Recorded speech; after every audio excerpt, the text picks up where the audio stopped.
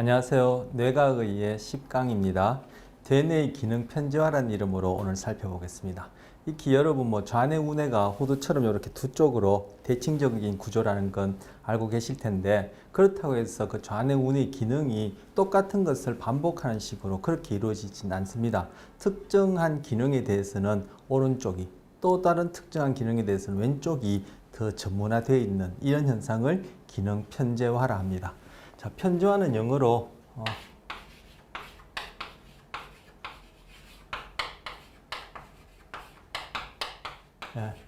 lateralization이라고 합니다. 살펴볼 내용은 첫 번째 주의, 우리 attention에 있어서 이것도 좌뇌 우뇌의 기능이 대칭되어 있지 않다, 비대칭적이다라는 걸 보시고, 또 주의와 관련해서 주의에 대응되어지는 무시, 이건 neglect라고 하거든요. neglect. 밑에 lateralization 제가 좀 지우고요. 그 주의는 익히 아시다시피 attention이라 부르는데, 주의라는 것이 의식이라는 현상하고 아주 밀접한 관계가 있어요. 근데 의식이 뇌의 기능과 관련해서 가장 설명하기 힘든 것 중에 이제 하나다 여겨지는 만큼 주의의 기능도 설명하기가 참 쉽지가 않습니다. 그래서 오히려 주의의 기능을 알기 위해서 주의가 안 되어지는 무시에 대해서 연구를 함으로써 주의라는 것이 어떤 것이다라는 것을 알아가는 이러한 연구 방법도 있어. 그 중에 지금 neglect, 무시에 대해서 살펴보려고 하는데, 이 무시가 여기 편청무시라고 되어 있는 것처럼 이것도 비대칭적으로 일어나는 현상이 있습니다. 그래서 그런 내용 살펴보고, 두 번째 언어 기능. 언어 기능이 또 좌뇌 우뇌가 이것이 대칭적이지 않다, 이렇게 아시는 분도 계실 거예요. 그리고 세 번째가 이제 분할뇌해서 우리 안에는 소위 나라는 존재가 두 개 이상 있다, 이런 류의 얘기를 할 수 있는 내용을 살펴보겠습니다. 여기 1, 2, 3이 되어야 되는데 1, 3으로 이게 지금 홀수로 나가고 있네요. 1, 2, 3 이렇게 첫 번째, 두 번째, 세 번째 주제가 되겠습니다. 자, 먼저 주의와 편청무시를 보시면요. 자, 주의 기능이 좌뇌 우뇌가 대칭적이지 않다고 했는데, 여기 보시다시피 지금 이건 뇌를 위에서 이렇게 보여주고 이것이 이마 쪽이고 이게 뒤통수 쪽입니다. 그래서 우리가 처하는 이 환경에 있어서 대표적으로 이제 시각의 경우를 보자면은 지금 이것이 시야, 이 앞에 이만큼이 시야 해서 visual field라고 합니다. 제가 앞을 쳐다보면서 손을 이렇게 하면 이 정도 와야 제가 손바닥이 이렇게 보면 당연히 보이죠. 보이는 앞을 응시하고 손을 이렇게 하면은, 이렇게 했을 땐 손바닥이 보이진 않아요. 이렇게 하면은 손바닥의 구체적인 형태는 또렷이 안 잡혀도, 그죠? 초점에 잡히지 않으니까 어렴풋이 손이라는 게 있다는 건 확인이 돼요, 시각을 통해서. 그리고 위도 이쪽은 안 보이지만 이렇게 하면 어렴풋이 이제 보여요. 아래도 마찬가지로. 그렇게 되면 이것이 나의 시야가 됩니다. 그래서 시야라고 하고, 이 정면을 쳐다볼 때 시야를 이 정도로 이렇게 잡게 되면은, 시야를 바로 우리, 그죠? 좌뇌 우뇌 딱 정중간 그 얼굴에 있어서는 코를 중심으로 딱 나눴을 때, 반 나눴을 때, 이것도 뇌도 좌뇌 우뇌 나눈다는 측면에서 제가 선을 여기까지 그었습니다. 그래서 시야의 오른쪽, 이건 시야의 왼쪽이 되어지죠. 그런데 우리 대척지배라는 거 배웠죠. 대척지배.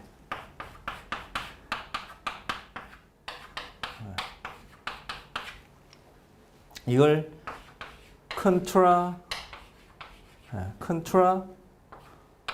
컨트라레트럴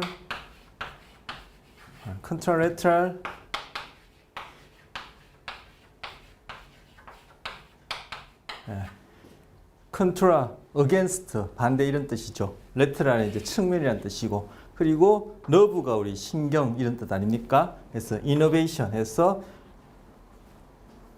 뇌 입장에서 우리 몸 좌우가 서로 감각과 운동이 교차되어서 지배되어진다. 그리고 우리가 보고 있는 이 시야에 있어서도 오른쪽 시야는 왼쪽 뇌로 입력이 되어지고, 왼쪽 시야는 오른쪽 뇌로 입력이 되어지고 그런 것들 이제 대측 지배를 합니다. 자, 그런데 이 경우에도 보면은 이 경우에도 주의라는 것이 주의라는 것이 attention 주의라는 것이 오른쪽 뇌는 어디 왼쪽 시야에 주의라는 기능을 발휘하게 되고 그리고 오른쪽 뇌는 어디 오른쪽 시야에도 주의라는 기능을 발휘해요. 자, 그런데 왼쪽 뇌는 어디 대측이 되어지는 오른쪽 시야에만 주의 집중을 할 수 있는 그러한 기능이 있어요. 자, 제가 지금 여기 많이 그려놔서 오히려 헷갈리게 되는데 이건 점점점점 뇌에다 표시해놨죠. 그리고 시야에도 점점점점 바로 이런 식으로 대측 지배한다는 뜻이에요. 그럼 오른쪽 뇌도 대측 지배한다고 여기질 것 같은데 오른쪽 뇌는 바로 레터럴라이제이션 기능 편제화라는 그러한 측면에서 볼 때 이것이 오른쪽 뇌는 오른쪽 시야에도 주의 기능을 하는 거예요. 그래서 오른쪽 뇌가 그죠? 시야 전반에 대해서 전체적인 더 주의를 잘 하는 거죠. 왼쪽 뇌는 오른쪽 시야에 대해서만 주의 기능하고 이거 뭐예요? 주의 기능이 오른쪽 뇌, 왼쪽 뇌가 공이 똑같이 공유하는 것이 아니라 오른쪽 뇌가 주의를 더 전반적으로 전체적인 주의를 더 잘한다. 전체 주의를 한다. 왼쪽 뇌는 이제 대측 지배되어 있다. 이렇게 볼 수 있는 것이죠.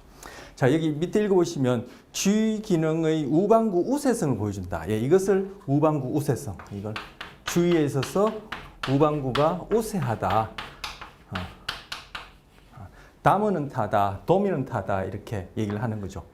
좌방구는 우측 공간에만 주의를 주는 반면에 우방구는 좌측 공간 모두에 주의를 준다. 이것이 바로 주의 기능의 기능 편제화, 대뇌 기능 편제화예요. 왜? 대칭적이지 않다는 거죠. 그렇다면 만약 주의 기능과 관련해서 오른쪽 뇌에 이 어떤 부위가 뭐 화살표가 여기 시작한다서 여기가 주의 기능을 담당하는 부위다 이런 의미로 지금 화살표를 그려놓은 건 아니고요. 자, 오른쪽 뇌에 주의 기능과 관련된 어떤 특정한 부위가 망고해졌다 하게 되면 어떻게 돼요? 시야 전체에 대해서 어텐션한 주의 기능에 결함이 생기겠죠.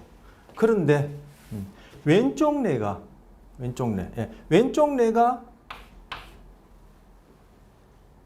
망고졌다. 망고졌다 하면은 어떤 일이 생길까요? 왼쪽 뇌의 주의 기능과 관련된 부분이 망고졌다면 이쪽 부분만 즉 오른쪽 시야 부분만 주의 기능이 안 되지죠. 그럼 이쪽에 대해서는 이쪽에 존재하는 어떠한 오브젝트, 사물이나 현상에 대해서는 일어난 사건에 대해서는 주의가 되어지는 거죠. 바로 이것이 무시가 일어나는데 어디 편측 무시가 일어난다. 한쪽에 대해서 무시가 일어난다는 얘기예요.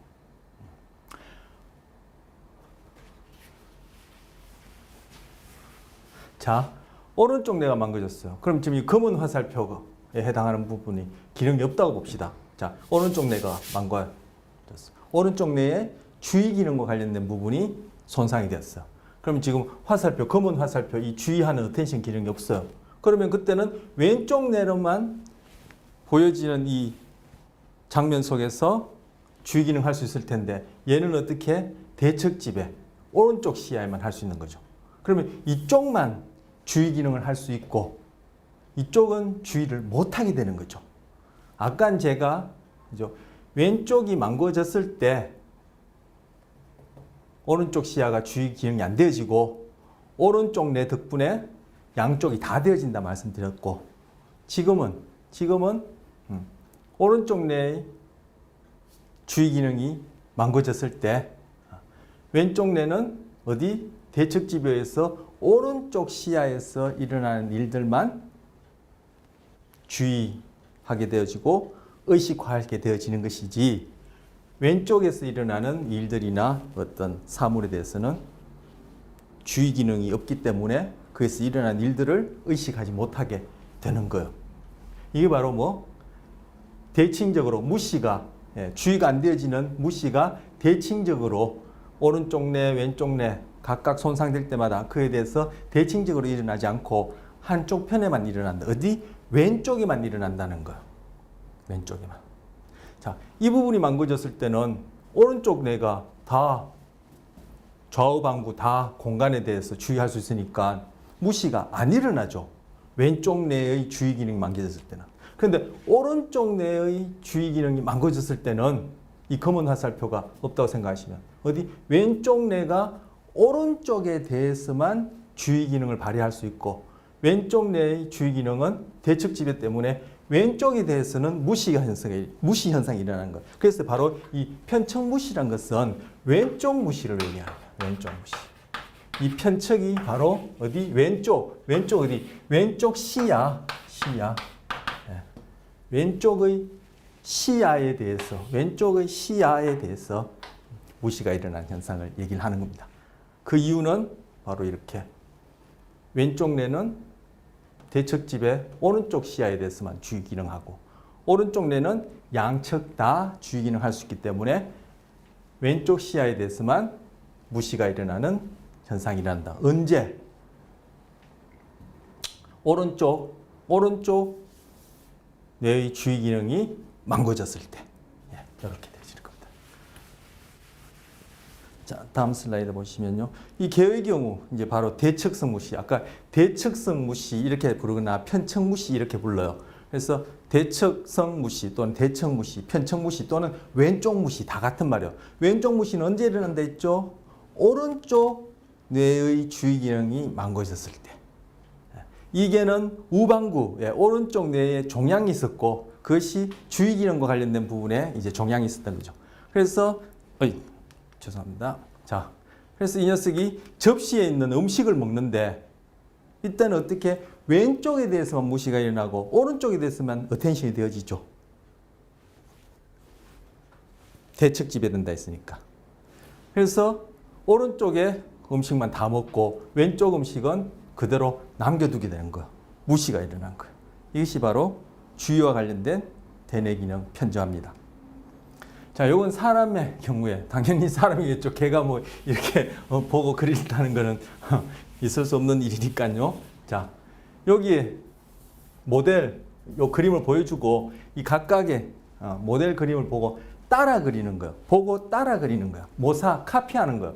했는데 여기 보시면 1, 2, 3, 4, 5, 6, 7 해서 거의 오른쪽 반만 어디 왼쪽 무시가 일어난 거예요. 왜? 오른쪽 뇌의 주의 기능이 망가진 경우에 그래서 오른쪽 편만 이렇게 그리게 되는 거예요. 그리고 이 집 같은 경우에도 여기 보시면 그죠? 반만 그리고 꽃 같은 경우도 이렇게 반만 이런 식으로 그리게 됩니다. 왼쪽 시야 무시, 그죠? 왼쪽 아까 말씀드렸죠. 왼쪽 시야 무시 또는 편척 무시, 대척성 무시를 하는데 환자가 그린 모사한 그림이야. 이게 원 같은 경우는 왜 반을 그리지 않냐? 이거는 하나의 행동으로 자동화되었기 때문에 이거는 뭐 반을 그리지 않고 이렇게 단번에 이렇게 일어나는 일이고 1, 2, 3이라는 이런 바늘 같은 이런 것들은 그죠? 한쪽으로 치우치게 이렇게 그리게 됩니다.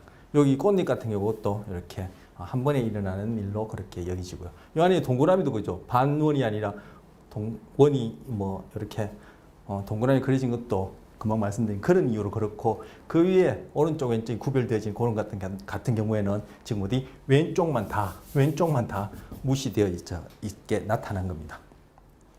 자, 요건 여기 보면 요 사각형으로 보이죠? 근데 여기 A자, 알파벳 A자로 다 이루어져 있어요. 요거는 H자, 그리고 요 B, 요거는 동그라미, 요거는 X표로, 요거는 점으로, 요거는 A로. 이게 A로 이루어졌냐, H로 이루어졌냐, B로 이루어졌냐, 동그라미냐 이건 중요하지 않고 그런 식으로 구성되어 있어요. 이렇게 그려져 있는데 이 도형을 다 지워보라 하는 거예요. 그러면은 요 각각에 해당하는 것을 저나 여러분 같은 경우 이거 일일이 다 이렇게 그죠? 텔리를 해가지고 이게 다 지울 수 있겠죠. 근데 이 사람들도 반만 지우는 거예요. 왜? 이쪽만 어텐션이 되어지는 거죠. 왼쪽을 무시하는 거죠.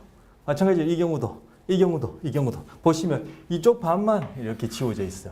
이렇게 텔리 해가지고. 여기 이렇게 이것도 이쪽 반만 이렇게 지워져 있고 여기도 이쪽 반만 이렇게 지워져 있고 여기도 마찬가지로 이런 식으로 지워져 있어요. 편척 무시가 일어나는 거죠. 왼쪽 무시가 일어나는 거죠. 오른쪽 뇌의 주의 기능 망가지면서 왜? 오른쪽 뇌는 시야의 오른쪽 왼쪽 다 주의를 할 수 있는데 왼쪽 뇌는 대척이 되어지는 즉 오른쪽 시야에만 주의를 할 수 있기 때문에 오른쪽 뇌의 주의 기능이 망가졌을 때 왼쪽 뇌로만 이 공간 속에 좌우에 어텐션을 해야 되는데 이것이 오른쪽에만 어텐션을 하니까 오른쪽 부분만 인식되어지고 왼쪽 부분은 무시, 니글렉트가 일어나는 거죠.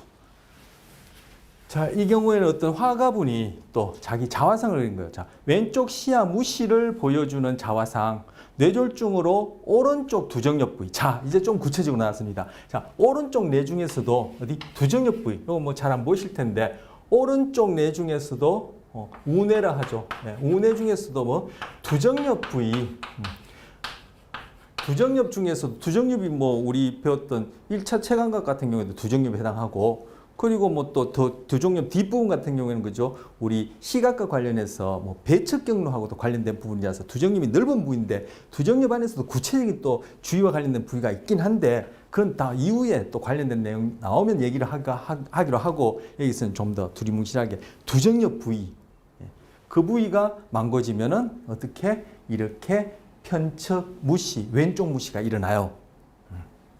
자 그래서 뇌졸중으로 오른쪽 두정엽 부위가 손상된 예술가가 발병 2개월 후 그린 자화상이다. 근데 이런 무시가 평생 가는 것이 아니라 일시적으로 그렇게 무시가 일어났다가 회복되는 경우도 있고 어떤 몇몇 경우에는 그것이 회복되지 않고 계속 영구적으로 그렇게 편측 무시, 왼쪽 무시가 일어나는 경우가 있어요. 오른쪽 뇌의 주의 기능과 관련된 두정엽 부위가 손상되었을 때. 자, 그렇습니다. 특히 캠퍼스의 왼쪽 면이, 이쪽 면이 지금 미완성된 채로 남아있는 거예요. 오른쪽 부분도 그죠? 뭐 좀 완전하지 않은 것 같죠? 근데 9개월 후에 어느 정도 회복된 후에 보니까 그린 자화상에서 좀 더 완성된 모습을 보여주고 있어요. 뭐 이것보다는 확실히 그죠? 또렷하게 잘 그렸죠. 그런데도 여전히 왼쪽 면은 조금 더 그죠? 오른쪽에 비해서 섬세하지 못하다. 즉 무시가 좀 여전히 남아 있다라는 걸 보여주고 있어요. 자, 또 한 예입니다.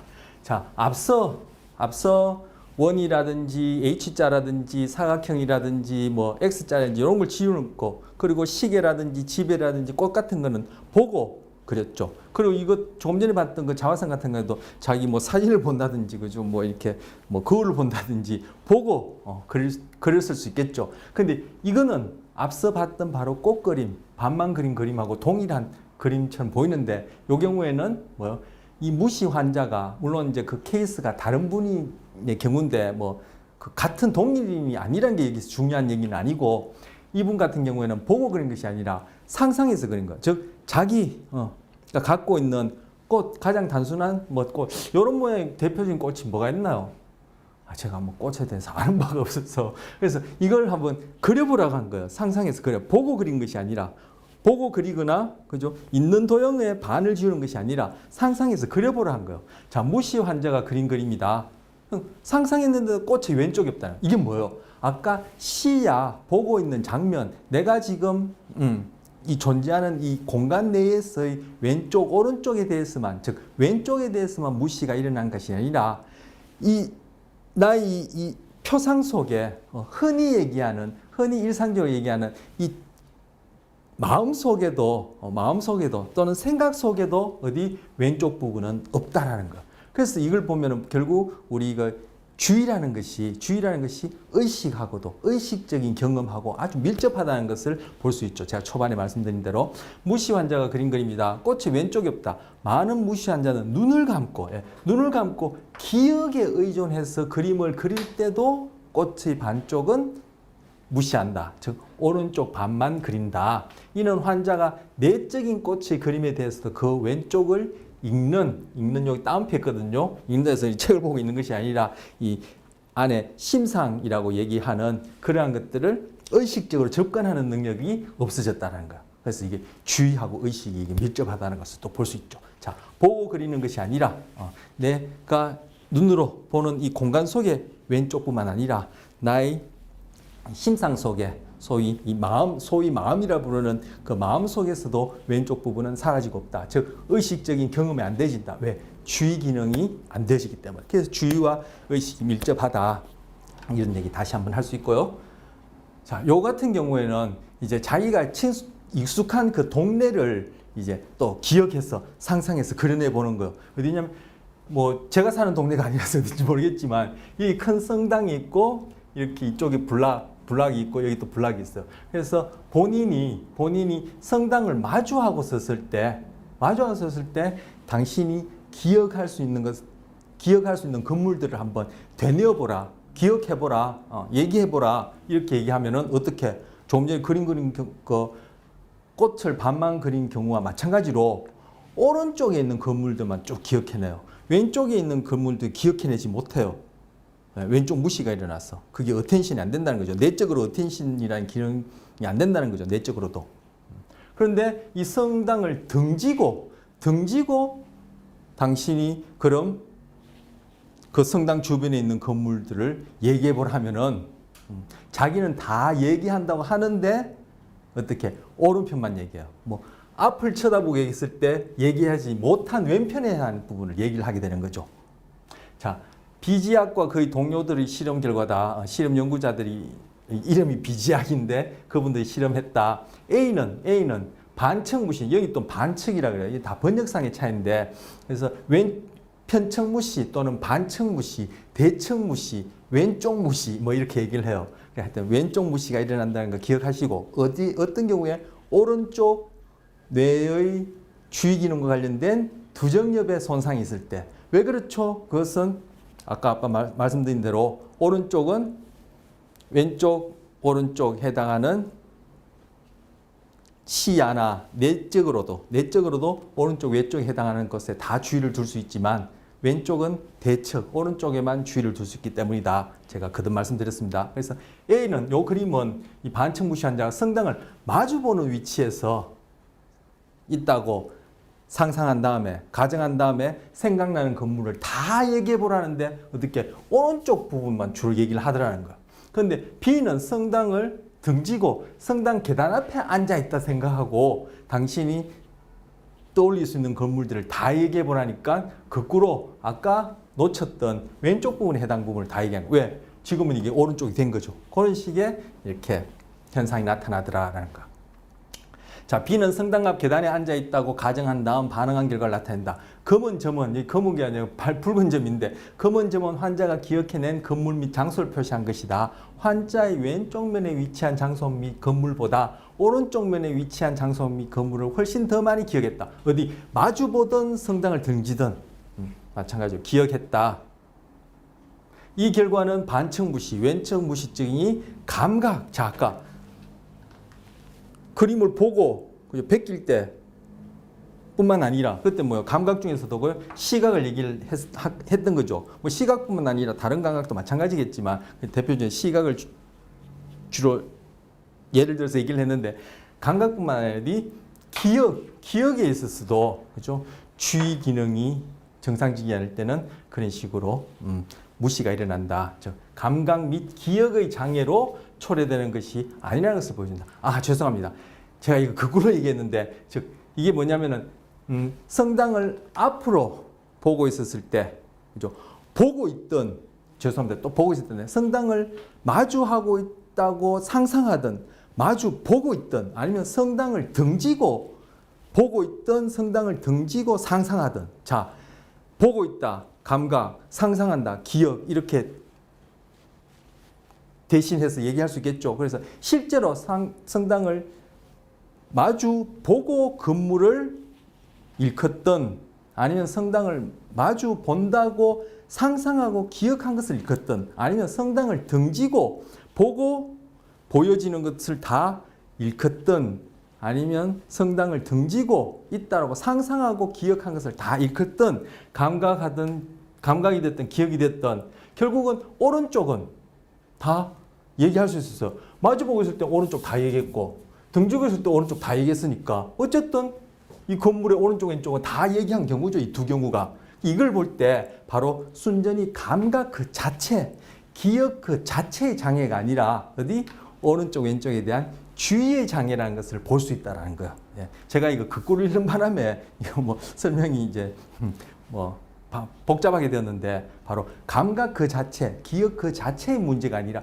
주의의 문제라는 거. 만약 감각이나 기억 그 자체의 문제 같으면은 등지고 있던 마주보고 있던 한쪽 편만 다 그죠? 기억해내고 한쪽 편만 다 놓쳐버리는 이런 현상이 나타날 텐데 그렇지 않은 것을 볼 때 이것은 감각 기억 그 자체의 문제가 아니라 바로 attention, 주의의 문제다. 그래서 주의라는 기능은 우리가 감각할 때도 그죠? 정상적인 감각에서 중요하고 오른쪽 왼쪽에 다 감각하는데 중요하고 그것을 의식화해서 내가 의식적으로 경험하는데도 중요하고 그러지 못하니까 반만 그리고 그죠? 반만 벗겨내고 그죠? 텔리에서 없을 때도 반만 없앴던 거죠. 그리고 기억할 때도 기억해낼 때도 주의라는 것이 소위 우리 마음속에 나타나는 그 심상에 있어서도 오른쪽 왼쪽에 다 의식적으로 접근하게 하는데 중요한 기능을 한다는 것을 볼 수 있는 거죠. 그래서 감각을 통해서든 기억을 통해서든 우리가 의식적인 접근을 할 때 이 주의라는 기능이 중요하다라는 것을 보여주는 거예요.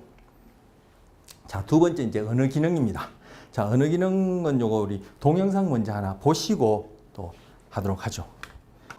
Language is an essential part of our lives that we often take for granted. With it, we can communicate our thoughts and feelings, lose ourselves in novels, send text messages, and greet friends. It's hard to imagine being unable to turn thoughts into words.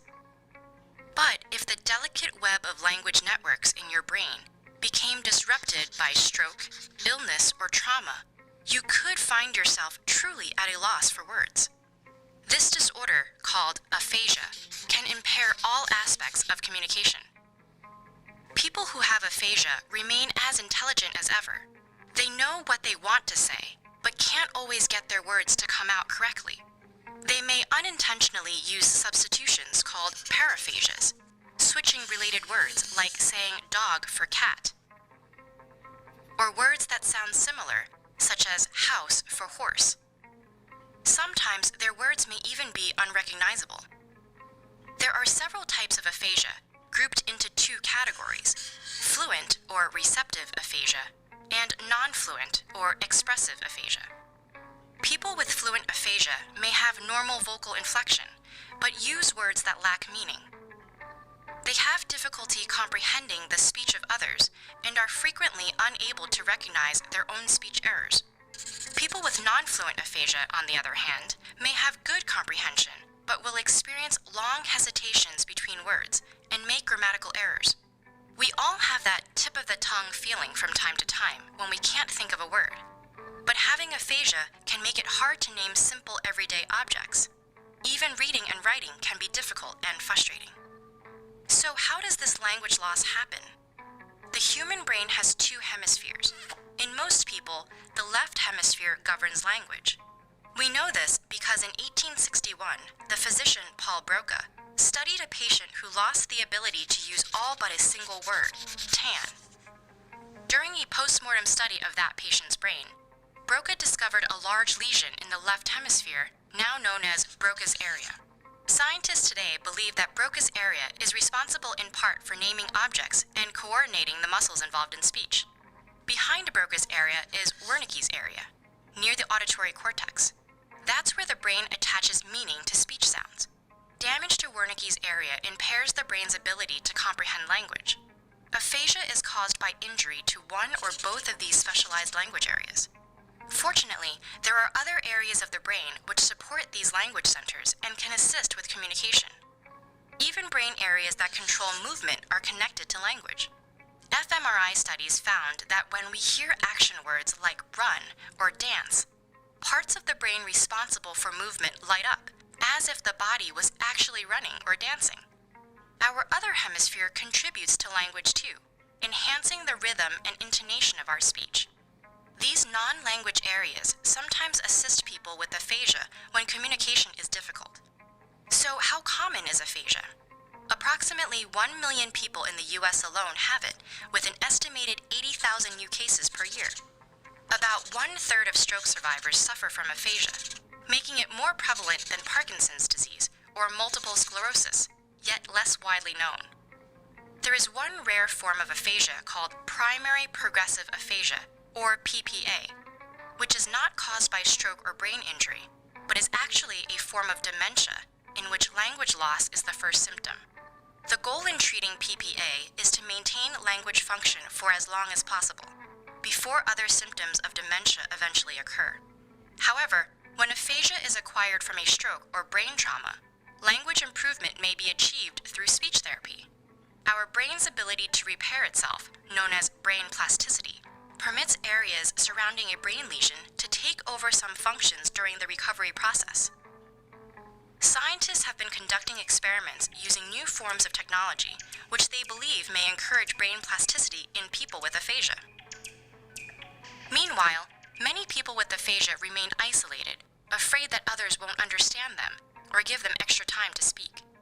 By offering them the time and flexibility to communicate in whatever way they can, you can help open the door to language again, moving beyond the limitations of aphasia.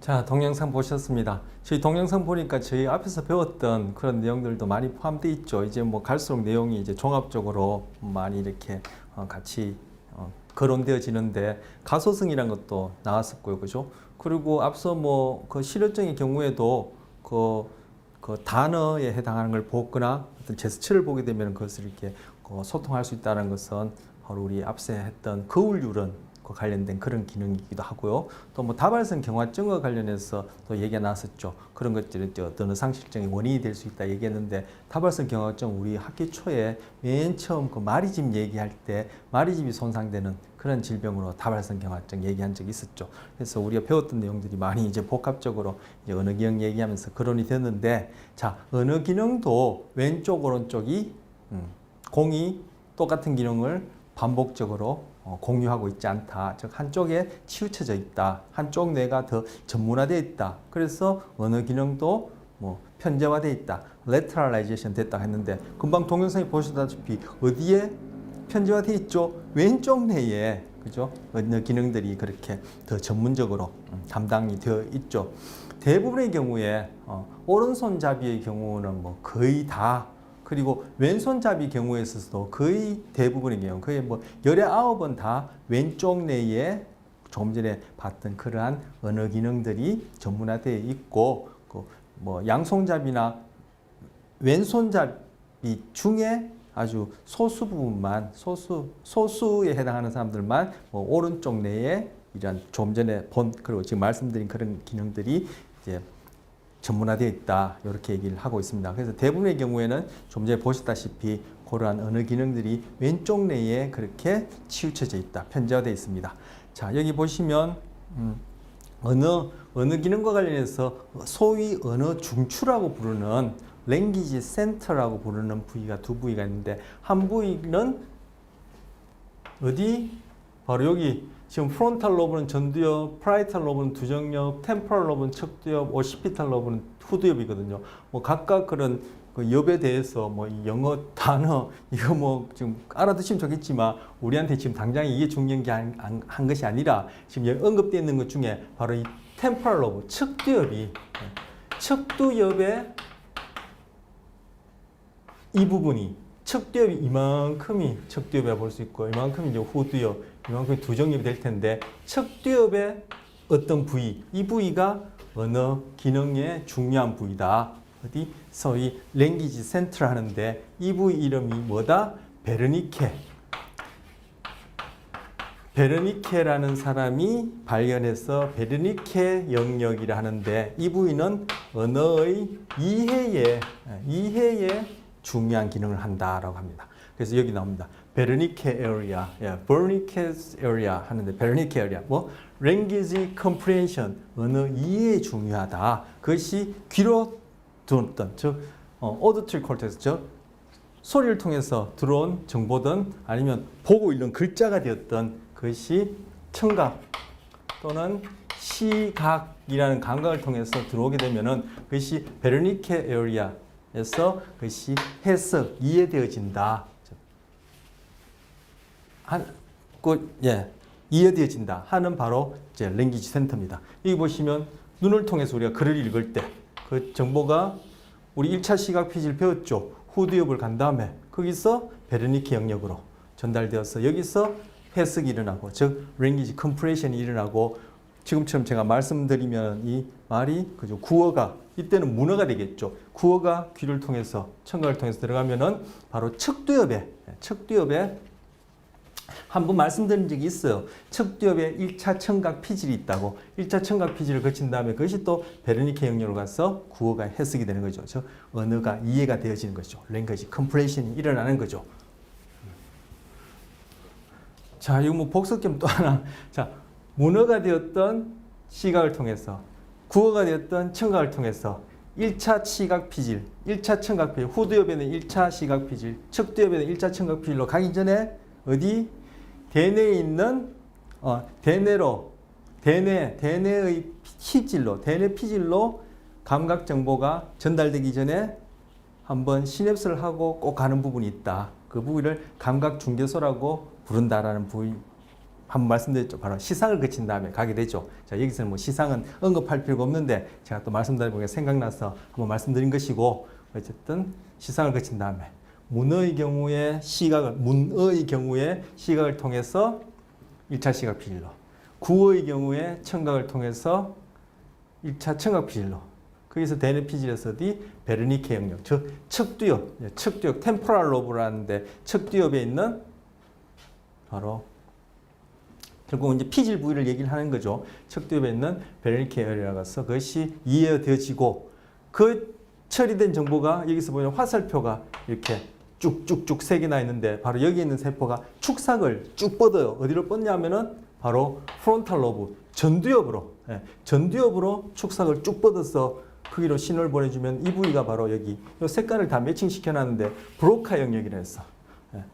브로카, 이것도 처음 발견한 사람의 이름을 따서 브로카 영역 해서 이 부분은 언어의 생성에 관련되는 부분이에요.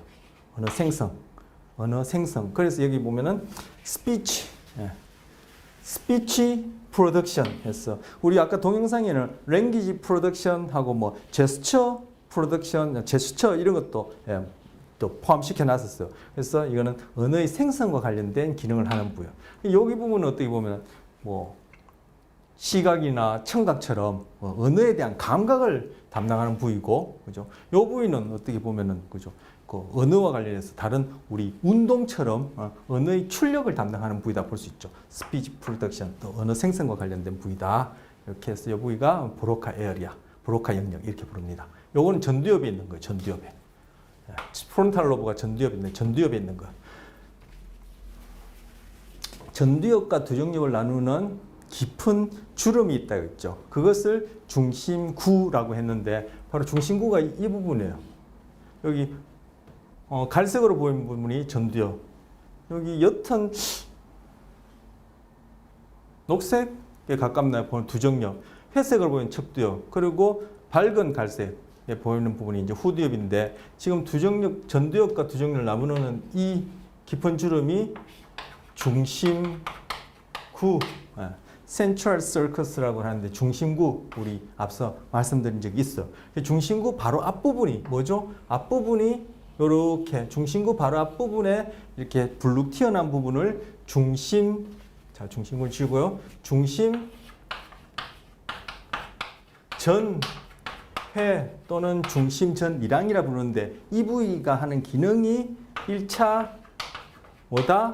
운동 피질이다 했어요. 이 부위가 하는 기능과 관련해서 이름을 붙이면 1차 운동 피질이라 했어요. 그래서 여기서 보시다시피 바로 이 브로카 에어리아에서 언어와 관련된 생성, 즉 단어를 선택하고 문법을 맞게끔 이걸 구성한 다음에 그 신호를 여기 보시면 화살표가 어디? 바로 1차 운동 피질, 중심 전해 쪽으로 이렇게 신호가요. 그러면 이 부위에서 결국 이렇게 소리를 만드는 데 필요한 근육들로부터 명령을 보내겠죠. 1차 운동 피질에서. 그런데 이렇게 신호를 보내는 이 부위를 보면은 이 부위가 어디냐면은 우리 1차 운동 피질 또는 1차 체감각 피질에 뭐가 있다 했죠? 각각 운동 호문클루스, 감각 호문클루스라 이름 붙인 그러한 영역들에 대한 신체 표상이 있다 했죠. 근데 바로 신호가 보내주는 이 부위가 바로 어디? 입, 이 구강, 그리고 이 목, 횡격막 이 부위에 해당하는 신체 부위가 표상되어지는 부위로 딱 신호가 가요. 바로 거기에 인접해서 브로카 영역이 딱 위치를 해요. 다 그 위치 기능이 다 의미가 있는 거죠. 그래서 시각이 되었던 청각이 되었던 베르니케로 수렴되어서 언어적 이해가 일어나고 그 정보가 축삭을 베르니케에서 브로카 영역을 쭉 척도에서 전두엽을 쭉 보내주면은 이 브로카 에리어에서 언어 생성에 필요한 문법이나 단어 이런 것들을 선택, 작성한 다음에 그것을 1차 여기 모토 코텍스라 써놨는데 1차 운동 피질로 바로 이 발성하는 데 관련된 근육들로 신호를 보내주면은 거기에서 각각의 신체로 운동 명령을 보내줘서 말을 하게 된다. 이렇게. 또는 제스처를 하게 된다. 아니면 수화 하시는 분 같으면 수화를 하게 된다. 이렇게 얘기할 수 있는 거예요. 네. 자. 네, 필요한 부분을 말씀드린 것 같습니다.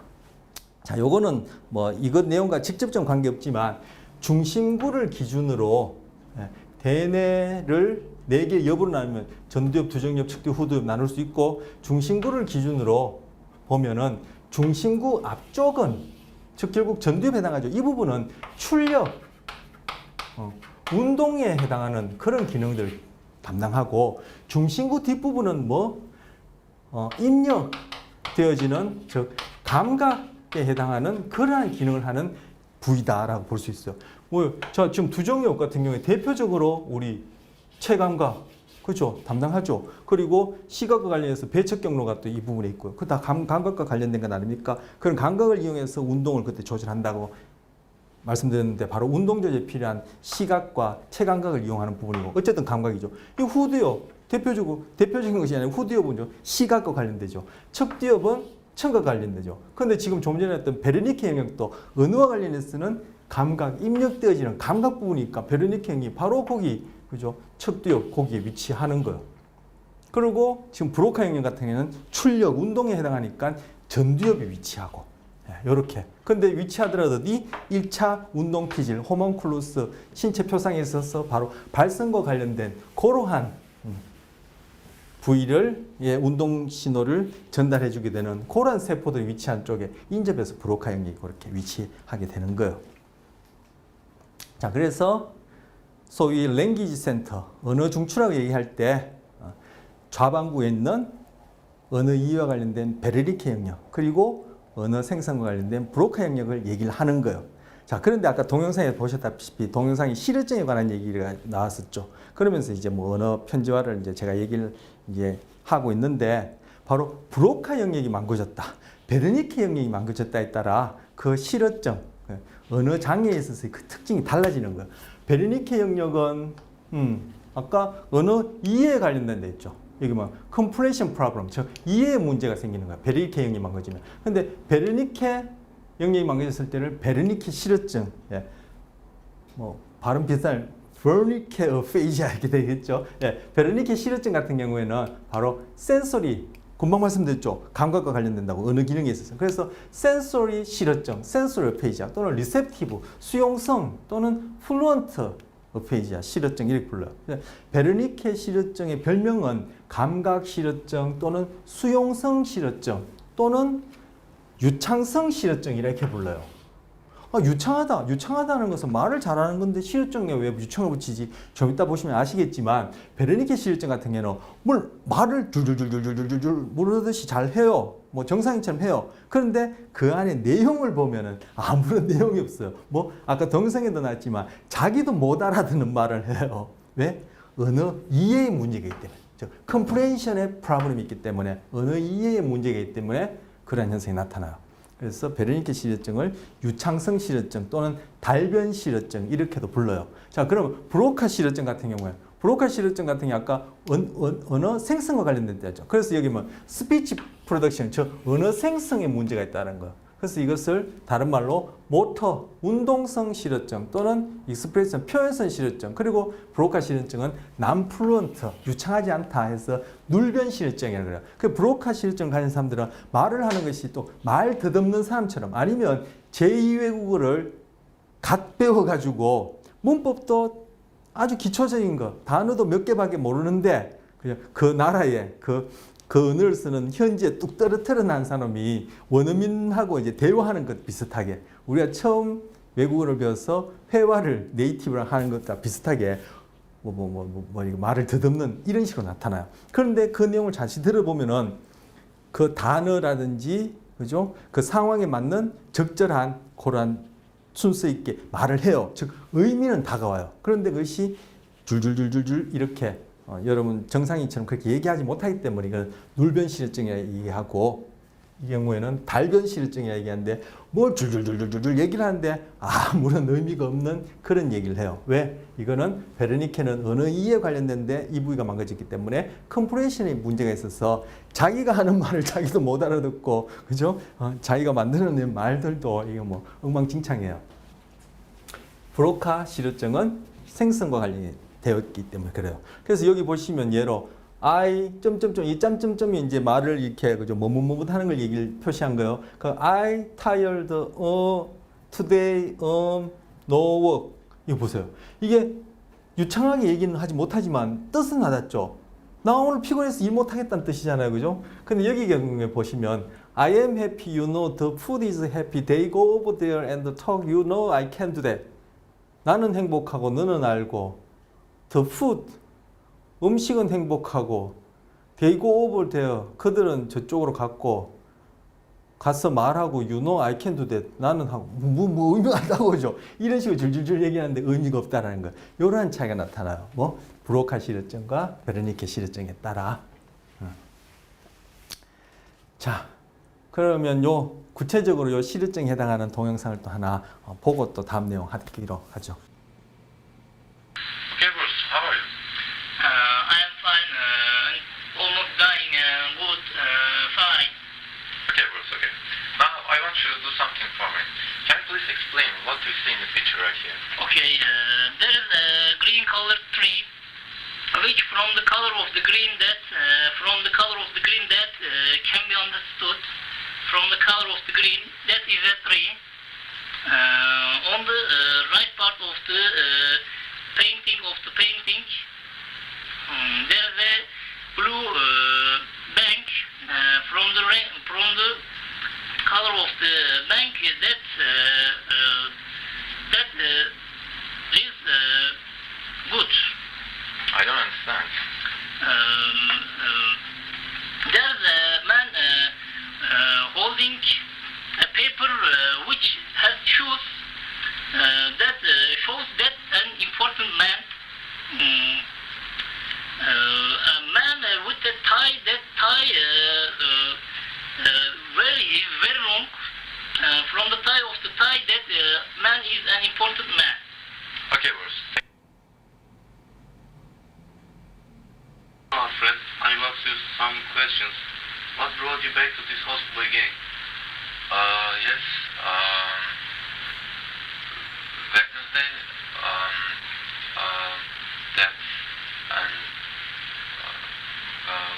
Mom broke the hospital and well at 9 o'clock, then and then o'clock, and then the girl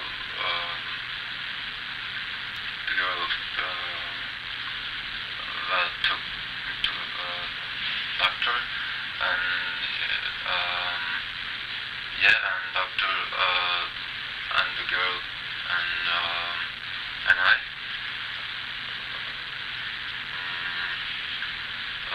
And the doctor's room. The doctor came and looked at me. Yes. Thank you, Alfred. 예, 동영상 보시고 여러분 뭐 브로카 실효증, 눌변 실효증, 베르니케 실효증, 달변 실효증 구별하시겠죠. 그 두 장면 중에 첫 번째 나온 분이 베르니케 실효증, 달변 실효증에 해당하고 두 번째 분이 브로카 실효증, 눌변 실효증에 해당하는 예입니다. 자, 요건 제가 임상 자료라 해서 우리 국내의 경우에 예를 하나 가져와 봤어요. 뭐 동영상은 이게 좀 얼굴이 나오고 해서 그 개인정보 보호 그것 때문에 이제 저희가 보기가 좀 쉽지 않고 제가 문장으로 된 걸 가져왔는데, 자, 베르니케 실효증의 경우에요. 다음은 한 베르니케 실효증 환자와 P 페이션트 치료자 T 테라피스트인가요? T의 대화를 옮긴 것이다. 자, 성함이 어떻게 되십니까? 사갑풀 내고 있는데 이름이 어떻게 되십니까? 이름을 내고 있습니다. 예, 제 이름은 뭐뭐뭐입니다. 예 하고 있습니다. 잘 보고 이 얘기 주세요 해서 웨스턴 실전 검사 해변가 그림을 가지고 얘기하는 거예요. 아까 그 동영상에서는 뭐 무슨 그림인지 모르겠어요. 그건 해변가 그림은 아니었고요. 해변가 그림을 보고 얘기를 설명하는 거예요. 베르니케 실증 환자가 자 점점점은 머뭇거리는 걸 얘기하는 겁니다. 내 그 해변에 얘 그냥 뭐해 그거는 애들이 놀려 해려 가지고 있고 고해를 놀고 어른들이 내는 것 같고 점점점 집을 건져 큰 애들이 가지고 얼뜨고 어르게 노는 것 같습니다. 거기에서 인자 스크를 차지해서 그 혼자 자리를 그냥 대형천을 덮고 그 내홀리 덮고 있는 그 점점점 가에 뭐 개가 있고 아마 애들이 같이 노는 모양 같습니다. 아까 동영상 보는 경우랑 거의 뭐 흡사하죠. 아니면 뭐 일치하죠. 베르니케 실증은 이런 식으로 쭉 달변 플루언트로 줄줄줄 뭔가 흘러나는데 전혀 의미가 전달되지 않고 본인도 그죠. 자기 한 말을 이해하지 못한다라고 이제 아까 언급해드렸고 브로카 실증 같은 경우에 눌변 실증 말하기가 참 힘들지만 그 안에 적절한 단어를 상황에 맞게 얘기하기 때문에 들어보면은 이해할 수 있다. 그 상황을 안다면은 그 상황 속에 있다면 더 이해하기 쉽겠죠. 그래서 다음은 브로카 실증 환자가 실증 검사 좀 전에 봤던 동일한 그 해변가 그림을 보고 설명하는 것이요. 아 점점점 어느 것부터 점점점 예예 점점점 아 예예 얘들은 공을 갖고 점점점 배구를 하네요. 그러고 할아버지 할머니는 여 방에서 나왔는데 산책을 나왔고 이런 아가씨는 책을 보고 또 기타를 쳤는 그건 모르겠고 그리고 이 아가씨 강아지를 있네요. 그리고 호텔이 2개 있고 그냥 뭐 없는데 다 될 것 같습니다. 이렇게 얘기해요. 이제 보시면 무슨 의미인지 다가오죠. 저만 다가오나요? 예, 제가 이게 좀 확대했더니만 글자가 또 해상도가 떨어지는데 또렷하지 않은데 금방 말씀드린 대로 이 내용 보면은 그죠? 딱 어떤 장면을 얘기를 하는지 이해할 수가 있어요. 그죠? 눌변 어눌하지만 이해 전달이 되어지죠. 이게 브로카 실증입니다. 자, 이런 식으로 뭐 브로카 베르니케 영역이 각각의 그 고유한 기능을 하는 영역이 왼쪽 뇌에만 대부분의 경우에 왼쪽 뇌에만 그렇게 위치하기 때문에 그죠? 왼쪽 뇌가 손상되었을 때 그리고 베르니케 영역이 손상될 때 브로카 영역이 손상되었을 때 그 가까이 기능들이 그렇게 나타난다. 하지만 오른쪽 뇌가 손상되었을 때는 이러한 현상은 나타나지 않는다. 바로 어느 기능의 편재화를 보여주는 거죠. 그렇다면 오른쪽 뇌는 어느 기능과 관련해서 아무 역할도 하지 않느냐 동영상에 나왔었어요. 오른쪽 뇌는 언어와 관련해서 뭔가를 또 역할을 해요. 어떤 기능을 하냐면은 바로 왼쪽 뇌의 브로카 영역에 해당하는 영역이 여기에서 보여지는 대로 아래 전두이랑이에요. 아래 전두이랑 이거 한글 쓰기를 했는데 이거 한자 쓰기를 하면은 아래는 하를 쓰고 전두는 그대로 한자 전두회 이렇게 저는 이렇게 배웠어요. 하전두회. 예. 전두엽 쪽 이건 오른쪽 뇌예요. 이게 이마 쪽에 뒤통수인데 오른쪽 뇌 전두엽 중에 아래쪽에 있는 회 주름이지 않고 불룩 튀어나온 이랑이라 이런 뜻이에요. 이 부위가 뭐 왼쪽 뇌의 어디 브로카 영역에 대응하는 부분이죠. 대칭되어지는 부분이죠.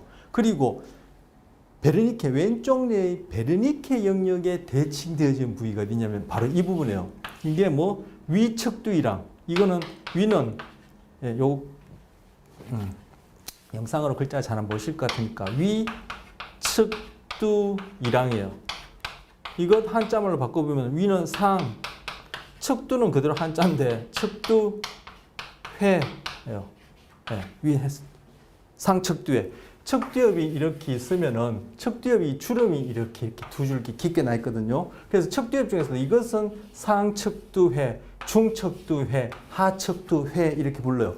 주름이 지지하는 부분은 이랑이고 한자말로 회라고 부른다 했죠. 그래서 지금 여기서 얘기한 것이 바로 상척두회. 지금 오른쪽 뇌에 지금 주름이 이렇게 깊게 2개 나 있지 않습니까? 그래서 지금 상척두회, 중척두회, 하척두회인데 바로 상척두회, 위척두회랑 상척두회 이 부분이 어디 왼쪽 뇌의 베르니케 영역에 해당하는 오른쪽 부위예요. 자, 이 부위들이 언어에 있어서 뭔가 기능을 한다는 거예요. 어떤 기능? 바로 이 경우에는 언어에 있어서 정서, 언어에 담겨 있는 정서, 즉 달리 하면 뉘앙스라고 얘기할 수 있는 이런 것들을 처리하는 데 관련돼요. 어디? 오른쪽 뇌는. 그래서 오른쪽 뇌는 이것과 관련해서 볼 수 있는 것이 뭐? 지금 언어의 정서를 얘기했지만 오른쪽 뇌는 언어뿐만 아니라 정서 전반에 있어서 오른쪽 뇌는 왼쪽 뇌보다 더 전문화되어 있다, 우세하다 이렇게 얘기해요. 이것도 정서에 있어서의 오른쪽 뇌의 편재와 기능 편재를 보여주는 거죠.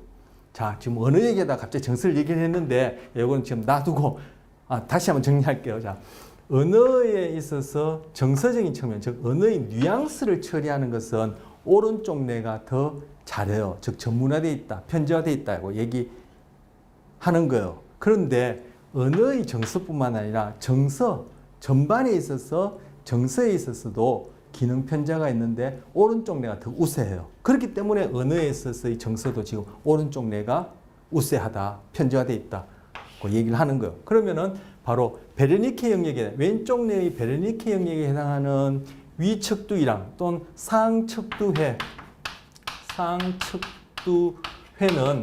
베르니케 영역이 뭐 한다 했죠? 언어 이해와 관련된다 했죠. 그렇기 때문에 이 부위는 뭐? 바로 언어의 정서, 여기 또 운율이라 했는데 운율 이해에 관련되고 이해에 관련되어지고 그리고 아래 전두이랑 즉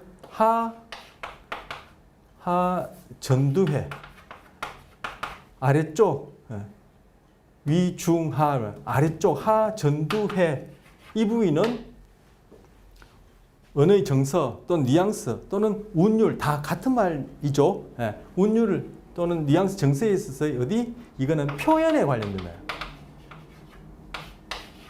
이 부위가 좌측 뇌의 브로카 영역에 대응되어지는 부위라 했잖아요. 브로카 영역 뭐죠? 언어의 출력, 언어의 생성, 언어의 표현에 관련되는데 이거는 뭐? 그 중에서 이거는 정서, 뉘앙스의 표현과 관련되어지고 아까 베르니케나 브로카는 언어에 있어서 단어 또는 문법 이런 것들을 이해하고 출력하는 데 관련되어지는 것이죠. 이런 식으로 언어 기능에 있어서 오른쪽 뇌, 왼쪽 뇌가 기능이 각각 전문성이 달라요. 즉 기능 편차가 일어나는 거. 그래서 왼쪽 뇌는 베르니케 브로카가 단어, 문법의 이해와 생성. 오른쪽 뇌는 그 언어에 있는 운율 또 뉘앙스 또는 더 포괄적으로 얘기하면 정서를 이해하고 표현하는 데 관련된다. 이렇게. 그리고 각각의 부위가 그죠? 하전두에는 브로카 그리고 상측두에는 베르니케 상응하는 그런 부분이 되어지는 거예요. 그래서 언어 이해가 되어지면 그래서 뭐 청각, 구어를 통한 청각이든 시각을 통한 그죠? 뭐 문어가 되었던 문어를 통한 시각이든 구어를 통한 청각이든 그것이 주어져서 아까 베르니케 경우와 마찬가지로 이 부위에서 처리되어지면은 여기에 있는 세포들이 축삭을 이렇게 쭉 뻗어서 이 하전두회를 보내주게 되면은 그것이 바로 언어의 정서 표현을 또 담당하게 되어지는 것이죠. 이렇게 되어집니다.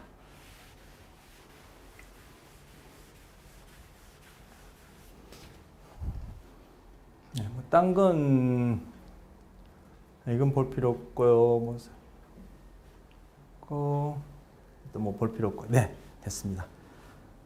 자, 그런데 아까 브로카 영역이 손상됐을 때는 눌변 시려증 또는 브로카 시려증, 그리고 베르니케 영역이 손상되었을 때는 달변 시려증, 베르니케 시려증 이렇게 불렀고, 조금 전에 봤던 그 영역 중에 만약에 그 상측두회, 위측두이랑 이 부분이 망고졌다고 하면은 뭐 언어에 있어서 그 뉘앙스, 정서를 이해를 하지 못하겠죠. 이런 경우를 또 부르는 이름이 있어요. 이걸 음색 인식 불능증이라 불러요. 그 뭐 번역상의 차이인데 그 말 속에 있는 어떤 그 색깔, 그죠? 정서를 인식하지 못한다 해서 음색 인식 불능증 이렇게 불러요. 그럼 만약에 이 아래 전두이랑이 망가진다면은 음색 표현 불능증 이렇게 얘기할 수 있겠죠. 그런 각각의 그런 증상이 있는데 지금 뒤에 얘기해드릴 그 사례가 바로 아내를 모자로 착각한 남자라는 이 책에 나온 사례 중에 한 사례예요. 그 사례 이름이 뭐냐면 대통령의 연설이라는 사례인데 이 아내를 모자로 착각한 남자는 뭐 벌써 돌아가신 지가 꽤 됐겠죠. 2000년 초반인데 뭐 세월이 워낙 잘 갔어. 그래서 근년에 돌아가시니 올리버 섹스라는 분이 쓴 책이에요. 이분이 쓴 책 중에 이제 베스트셀러 중에 하나인데 여기에 많은 그런 이제 뇌와 관련된 뭐 손상이나 장애를 있는 분들의 이제 사례를 모아놓은 것인데 그 중에 하나가 이제 제가 이제 뒤에 소개해드릴 내용이라서 이 책도 이제 소개해드리고 이 책에 관한 얘기는 제가 앞선 시간에 한 번 정도 한 적이 있어요. 그래서 이제 제가 한번 보여드리고 이 책에 나오는 뭐 대통령의 연설, 대통령의 연설이라는 그런 사례를 제가 여기에서 간략하게 정리해서 옮겨놓은 거예요. 자, 이게 뭐냐면 거기 이제 그 병원에 실어증 환자들이 모여 있는데 거기에는 바로 우리가 앞서 봤던 베르니케 실어증, 베르니케 영역이 망가진 그런 실어증 환자들과 그리고 상척두이랑, 상척두이랑, 위척두이랑, 상척두회, 지금 한자말 한글로 바꾸려니까 저도 헷갈리는데 위척두이랑, 상척두회 그 부위, 즉 베르니케 영역, 왼쪽 베르니케 영역에 상응하는 오른쪽에 그런 언어의 정서, 운율, 뉘앙스를 이해하는 그 부위가 망가진 음색 인식 불능증을 지닌 실종 환자들이 그 휴게실에 모여서 TV를 보고 있는 거. 무슨 TV? 그 당시에 대통령이 전국민 담화 어떤 그런 연설을 하나, 유명한 중요한 연설을 하는 그런 시간에 모여 있는 거예요. 근데 그게 어디? 바로 소위 여러분이나 저처럼 정상인이라 얘기할 수 있는 의사들, 간호사들도 그 자리에 같이 앉아서 그 TV 연설을 듣는 거예요. 자, 언어의 문법과 단어를 이해하는 베르니케 영역이 손상된 베르니케 실어증, 즉 눌변 실어증 환자들이 있고 또 한쪽은 언어의 정서를 이해하는 위척두이랑 상척두해가 손상된 음색. 자, 여기 적을까요?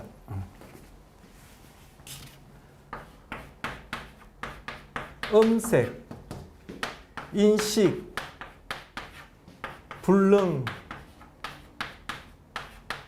불능증이라는 실어증을 가진 사람들이 모여 있고 그리고 여러분이나 저처럼 정상인들이, 즉 의사나 간호사들 또는 직원들이 거기 모여서 다 그 대통령의 연설을 듣는 거예요. 근데 그 책을 읽어보시면 그게 뭐 어느 대통령 이름이 안 났지만 그 내용을 읽으면 어느 대통령인지 뻔하게 알 수 있는 설명이 있어요. 뭐냐면은 영화배우 출신의 성우 목소리 뺨치는 그런 명연설 대통령. 누굴 얘기하는 거죠? 좀 오래돼서 뭐 모르신 분도 계실 텐데 레이건 대통령을 얘기를 해요. 뭐 대통령들마다 다 그 장점이랄까요? 특징적인 점이 있죠. 뭐 미국 우리나라 대통령도 그렇지만 미국 대통령 같은 경우에는 뭐 그 워싱턴 대통령 같은 경우에도 뭐 연설을 잘하고 또 뭐 어떤 대통령은 뭐 어떻다고 각각의 특징이 있는데 레이건 대통령도 이 연설을 잘하기로 명연설가로 꼽히는 대통령 중에 한 분이었던가 봐요. 그분이 이제 연설을 해요. 자, 그걸 듣고 그 각각의 사람들이 음색 인식 불능증 그리고 베르니케 실어증 그리고 정상인들이 어떻게 반응한지에 관한 얘기예요. 자, 텔레비전에서 언제 봐도 매력적인 배우 출신의 대통령이 능숙한 말솜씨와 성우 뺨치는 매력적인 목소리로 멋들어지게 연설을 하는 것을 시청한다. 정상인은 늘 그렇듯 감동적이라고 해요. 물론 대통령 본인도 스스로 감동하고 자기가 감동시키겠다고 알겠죠. 거울 유른이 있으니까. 그리고 익히 그런 평판을 들어왔으니까. 그런데 언어상실증 환자들은 파한대소했으며 이 언어상실증이 제가 이제 그 책에 있는 걸 그대로 옮겼는데 이 내용을 뒤에 이제 제가 간략하게 이제 그 결론만 올렸는데 쭉 그 긴 내용을 보면은 이 언어상실증 환자가 바로 베르니케 영역이 손상된 베르니케 실어증 환자를 얘기를 하는 거예요. 이 사람들은 파한대소하는 거예요. 이 사람들은 왜 그렇죠? 이 사람들은 그 말 속의 문법이나 단어를 이해하지 못하니까 베르니케가 망가져서 이해하지 못하니까 뭘로 이해하죠? 오른쪽 뇌에 있는 위척두 일항을 가지고 그 말 속에 있는 뉘앙스, 느낌, 정서를 이해하는 거예요. 그런데 그것이 우습다라는 거예요. 음색인식 불능증 환자는 오른쪽 뇌에 언어의 정서를 이해하는 위척두 일항이 망가졌기 때문에 뭘로만 이 연설을 이해하죠? 그분이 얘기하는, 대통령이 얘기하는 단어와 그 문법적인 구조 이해만으로 그 연설을 이해하는데 뭐라고 하냐면은 설득력이 없고 문장이 엉망진창이고 조리도 없고 머리가 돌았거나 뭘 숨기고 있다고 얘기를 해요. 그런데 정상인은 뭐라죠? 감동적이라 얘기해요. 도대체 누가 정상입니까? 대통령이 정상입니까? 정상인이 정상입니까? 바로 베르니키 실증 환자가 정상입니까? 인식 불능증 환자가 정상입니까? 음색 인식 불능증 환자가 보기에는 그 언어 속의 정서를 이해하지 못하지만 문법과 단어의 구조를 보면은 엉망이고 조리 없고 돌았거나 숨기고 뭔가 숨기는 것 같다 얘기하고, 그리고 베르니키 실증 환자는 베르니키 형이 망가졌기 때문에 단어와 문법은 이해하지 못하고 그 말 속에 있는 그 느낌만 이해하는데 파한대소하고 뭔가 잘못됐다는 뜻이겠죠. 정상인은 늘 그렇듯 감동한다는 거예요. 대통령도 그렇겠죠. 바로 이 책 마지막에 이 아까 올리버 섹스가 얘기를 해요. 우리 인간은 속이려는 욕망이 있기 때문에 속나요. 자기가 자기 스스로를 그렇고 남을 속이려는 욕망이 있기 때문에 우리는 타인에게 잘 속아 넘어간다. 이런 얘기를 해요. 자, 오늘 얘기가 뭐 기능 편제와 얘기고, 두 번째 주제가 언어의 기능 편제와 관련해서 언어의 문법 이해와 단어 이해 그리고 표현 왼쪽에, 그리고 언어의 정서 이해와 표현은 오른쪽에 이렇게 전문화되어 있다는 얘기를 하고, 그 각각의 경우와 관련된 실어증의 경우와 관련해서 요건 뭐 덤으로 또는 인간 이해와 관련해서 우리 자신 이해와 관련해서 하나 넣어본 거예요. 이런 현상이 있더라는 거예요. 언어상실증은, 자, 언어상실증 아까 베르니케 얘기했습니다. 언어상실증은 왼쪽 척두의 장애, 이거 바로 베르니케 형이 얘기하는 거죠. 원인인데 반해 음색인식 불능증은 오른쪽 척두, 아까 봤었던 위척두 일항의 장애로 일어난다. 언어상실증의 경우에는 말의 가락은 알아듣지만, 왜? 언어상실증, 즉 베르니케 실증, 여기서 얘기하는 언어상실증은 베르니케 실증입니다. 아까도 말씀드렸지만 이 경우에는 단어 문법을 이해하지 못하니까 그 말에 있는 뉘앙스, 정서, 운율을 이해한단 말이에요. 그래서 말의 가락은 알아듣지만 단어를 이해하지 못하고, 음색 인식 불능증의 경우에는 문장과 어법의 타당성에 대해서는 뛰어난 감각을 갖고 있죠. 왜?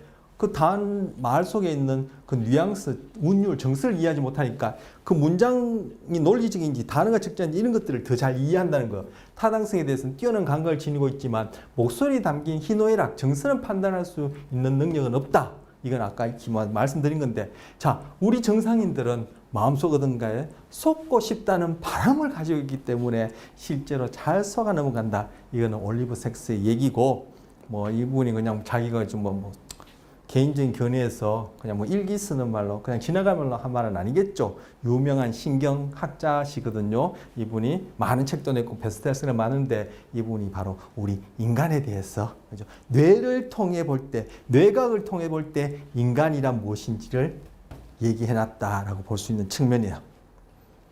자, 세 번째 기능 편제합니다.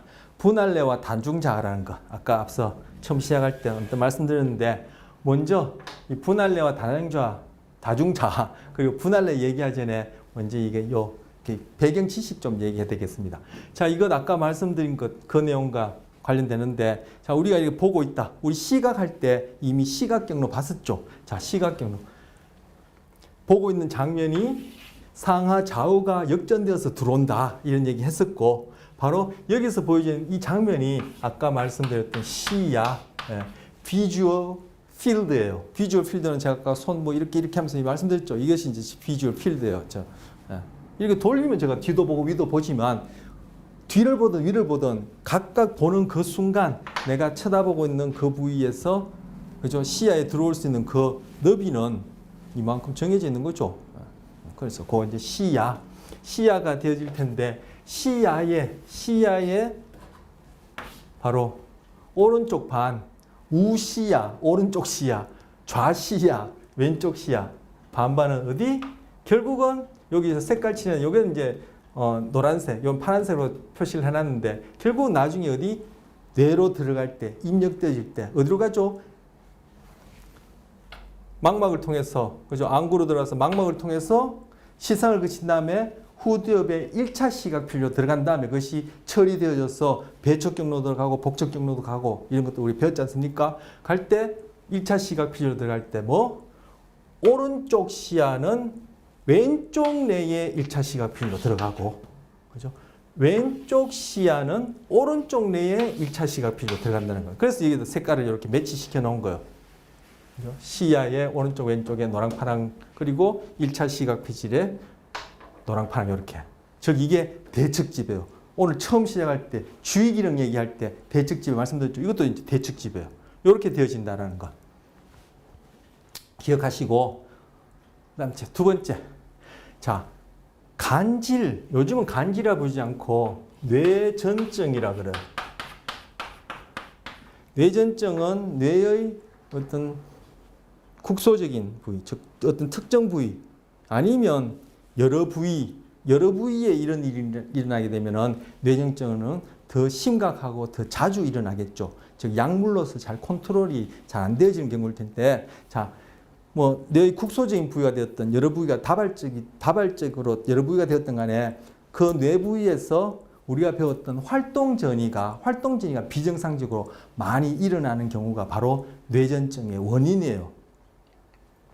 그런데 금방 말씀드렸듯이 이것이 어떤 뇌의 한 국소적인 부위, 로컬이라고 얘기하는데 어떤 국소적인 부위, 특정한 그 부위에서만 일어난다면 약물을 쓰든지 아니면 뭐 약물로 잘 듣지 않을 경우에는 수술하는 것이 좋다고 해지면 외과 수술을 하든지 뇌 수술을 하든지 이렇게 해서 치료하는 경우가 있는데, 이것이 너무 넓은 부위 아니면 다발적으로 여러 부위에 일어나게 되면 이것은 약물로 잘 컨트롤이 안 되어지고, 그렇다고 수술로도 이것도 뭐죠? 뭐 어떻게 손대기에는 이것이 효율적이지 않고 실질적으로 가능하지 않고 이런 경우에는 이것이 이제 심각하게 되어지는 거죠. 그런데 만약에 실제 이런 이제 뭐 뇌와 관련된 뭐 히스토리 할까요? 역사 속에 이런 케이스가 이제 종종 있었는데, 만약에 이쪽이 어디요? 왼쪽 뇌에 상당히 넓은 부위에서 아니면 여기저기에서, 그죠? 말씀드린 대로 뇌전증과 관련된 바로 이러한 비정상적인 세포 활동이 일어난다 하면은 그 세포들이 활동 전이를 막 비정상적으로 일으키고 그것이 축삭을 따라 어디로? 옆에 있는 반대편에 있는, 이게 지금 왼쪽이죠. 오른쪽 뇌로도 그 활동 전이를 전달해 주게 되면 오른쪽 뇌에 있는 세포들도 또 덩달아 활동 전이를 막 이렇게 되면 뇌 전체가 그냥 비정상적인 활동 전이로 바로 뇌전증은 더욱더 심각해지고 빈번하게 일어나고 약으로는 도저히 손댈 수 없는 이런 현상이 일어난단 말이에요. 실제로 그렇고. 그런데 오른쪽 뇌와 왼쪽 뇌를 연결해주는, 즉 오른쪽 뇌, 왼쪽 뇌에 있는 세포들이 대뇌 피질을 이루고 있는 신경세포, 즉 뉴런의 축삭들이 지나가는 자리가 있죠. 아무 곳에나 그냥 왔다 갔다 하는 것이 아니라 서로 그 축삭들이 지나가는 왔다 갔다 하는 자리가 있는데 그 부위를 뭐라 한다? 뇌량 또는 뇌들보라고 하는데, 바로 이 그림에서, 이 그림 뭐예요? 지금 오른쪽 뇌, 왼쪽 뇌를 딱 정중간을 잘라서 지금 오른쪽 뇌의 안쪽 면을 보여주고 있죠. 오른쪽 뇌 안쪽 면을 보여주고 있는데 바로 이 부위, 이 부위가 뇌량 뇌들보예요. 지금 요건 딱 잘린 단면이고, 요것도 뇌량인데 요건 달렸다기보다도 이렇게 뇌량이 이렇게 오른쪽 뇌, 왼쪽 뇌 사이에 중간에 이렇게 있을 텐데 그 측면이 좀 보이는데, 어쨌든 이 부분이 지금 다 뇌량이에요. 뇌량, 뇌들보. 그래서 조금 전에 말씀드린 대로 그렇게 손댈 수 없는 그런 뇌전증의 경우에 이거 뇌량을 한번 잘라보자. 바로 이 그림처럼. 이 그림은 지금 돌아가신 분이 뇌를 기증해서 이 뇌 전체를 다 자른 것이고, 지금 말씀드린 경우는 뇌량만, 뇌량 요 부분만 잘라보자. 뇌수술을 해가지고 잘라보자. 그러면 이 뇌전증이 경감될 수 있지 않겠냐. 실제 잘라보니까 이 뇌전증이 확 줄어드는 거예요. 그리고 약으로, 남아있다 하더라도 약으로 이렇게 처치하면 약 효과도 좋고. 그래서 이렇게 뇌전증의 경우에, 심한 뇌전증의 경우에 뇌량을 절단한 경우를 바로 분할뇌라고 합니다. 스플릿 브레인이라고 불러요. 분할뇌, 스플릿 브레인. 이런 사례들이 예전에 종종 있었어요. 요즘은 뭐 이렇게 뇌량을 절단하는 이러한 뇌과 수술은 하지 않는다라고 그렇게 이제 알고 있습니다. 자, 아까 말씀드린 시야의 경우에 그런 대측 지배, 그리고 금방 말씀드린 분할뇌가 무엇인지, 자, 분할뇌 또는 분리뇌, 뭐 번역상의 차이고 원어는 스플릿 브레인이라 하는데, 자, 이 경우 바로 이분이 뇌전증으로 인해서 뇌량을 잘린 분할뇌 환자입니다. 자, 이분이 이러한 시야의 장면을 보고 있어요.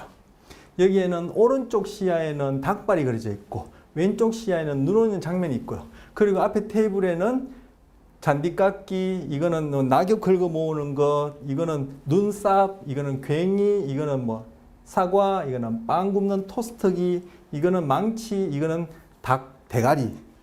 짐승의 이 부분은 대가리라고 사람은 머리라 하죠. 닭머리 제가 알기로는 표준어는 닭 대가리로 알고 있는데 어쨌든 닭 대가리 이렇게 있습니다. 그래서 이분한테 이 앞에 여기 보시면 동영상은 보이지 모르지만 여기 점이 있어요. 이 부분을 딱 쳐다보시라요. 그 부분을 딱 딴 데 눈 돌리면서 그 부분을 쳐다보세요. 딱 쳐다보고 있는 중간에 이 장면을 찰칵 보여줄 겁니다. 잠시 보여줄 겁니다. 그런 다음에 이 사람한테 물어봅니다. 뭐? 당신이 본 것은 무엇이에요? 물어보면은 이분은 여러분 같으면 본 것이 뭐예요? 닭발도 보고 눈 오는 장면도 보고 그렇게 얘기하겠죠. 본 것이 뭐냐고 여쭤보면은. 근데 이분한테 당신이 본 것은 뭐예요? 하면은 이분은 뭘 봤다 할까? 이분은 닭발을 봤다 합니다. 자, 아까 대측집에 얘기했죠. 오른쪽 시야는 왼쪽 뇌로, 왼쪽 시야는 오른쪽 뇌로. 그런데 아까 대부분의 경우에 의식화해서 말로 할 수 있는 경우는 어디? 왼쪽 뇌와 관련된다고 말씀드렸죠. 의식화 관련해서 오른쪽 뇌, 왼쪽 뇌 기능 편제와는 말씀드린 적이 없는데 지금 그냥 두리뭉실하게 넘어갔는데, 의식적인 오른쪽 뇌는 주로 무의식적인 처리에 관련되고 왼쪽 뇌는 의식적인 처리에 관련됩니다. 그래서 의식적인 경험에 있어서도 기능 편제가 있어요.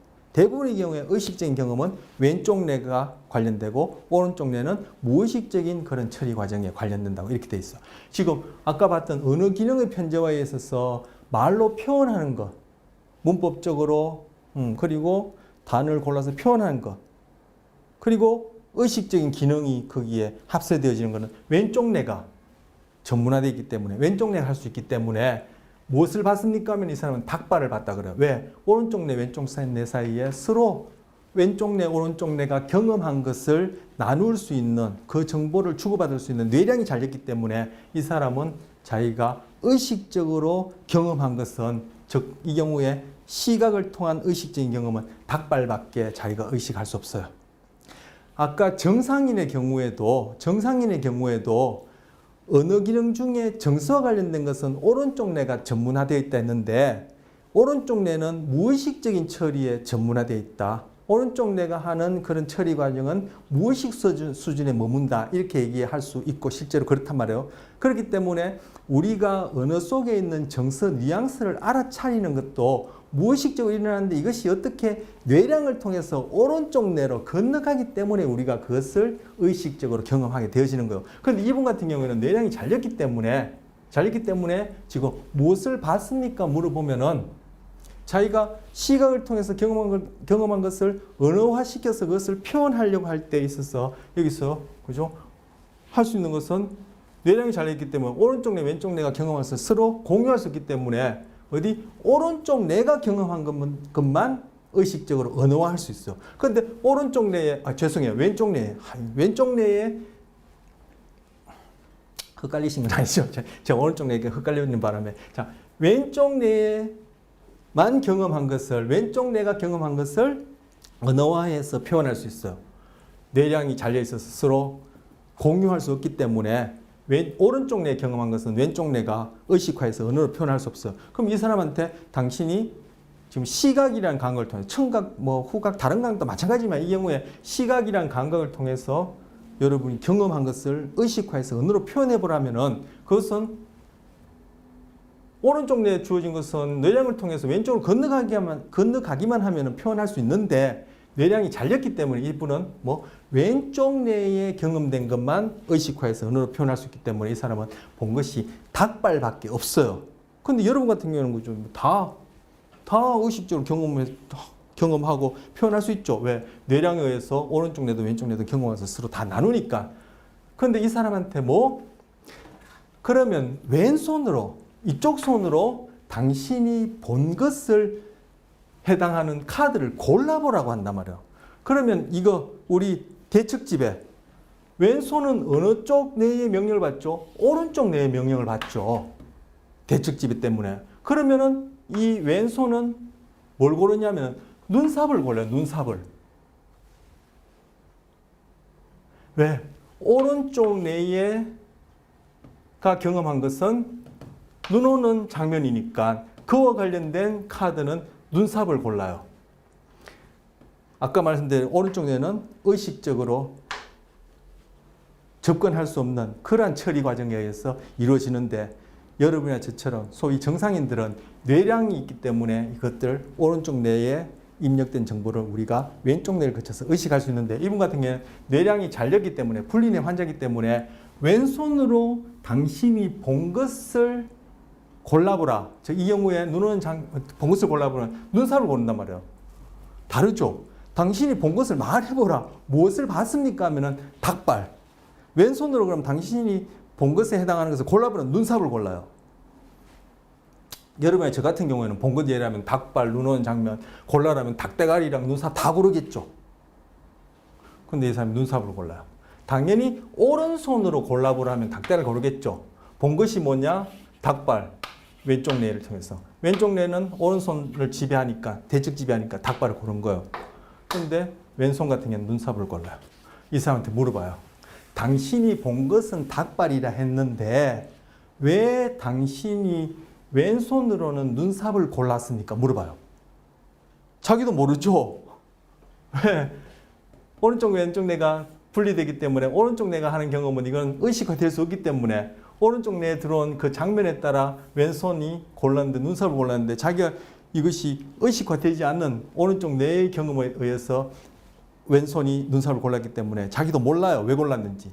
그래서 왜 골랐는지 왜 골랐습니까? 물어보면은 모르겠다 그래요. 그럼 왜 골랐는데 한번 생각해 보세요 하면 이 사람이 자기가 한 행동에 걸맞게끔 아 나는 닭발을 봤다. 의식적으로 경험할 수 있죠. 그리고 왼손을 보니까 눈썹을 골랐단 말이에요. 하니까 이것에 대해서 자기가 뭐 스토리를 지어내요. 말을 지어내요.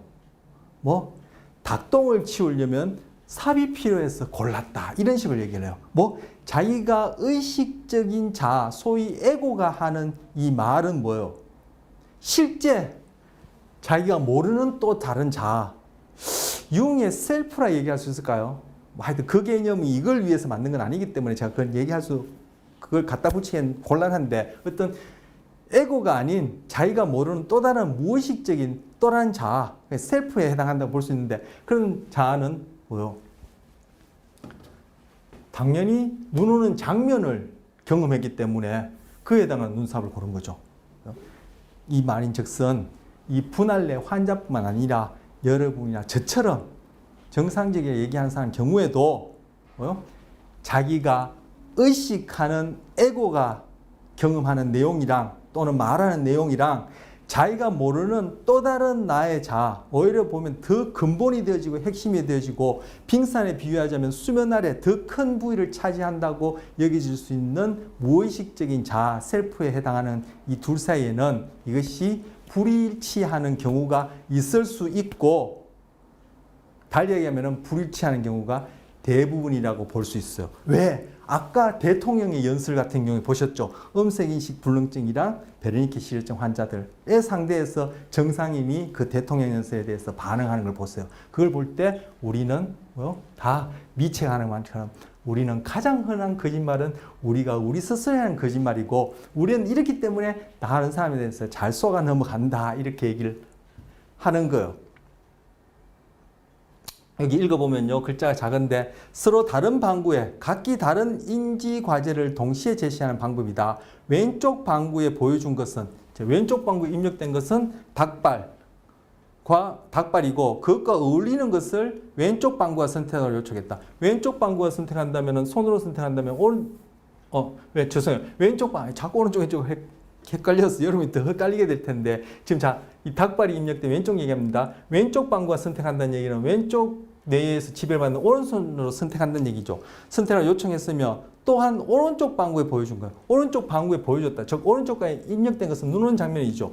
보여준 것, 눈이 내리는 풍경과 어울리는 것을 오른쪽 방구가 선택한다면 손 같은 경우에 지금 왼손이 되는 것이죠. 방구가 선택하도록 요청했다. 각 방구가 반응한 것에 대하여 피험자가 자신의 행동을 설명해보도록 요청했다. 즉 의식적인 자아, 에고가 설명해보라는 거야. 네가 무슨 경험을 했는지. 그런데 사실 자기가 한 경험하고 실제 경험하고 이것이 불일치하죠.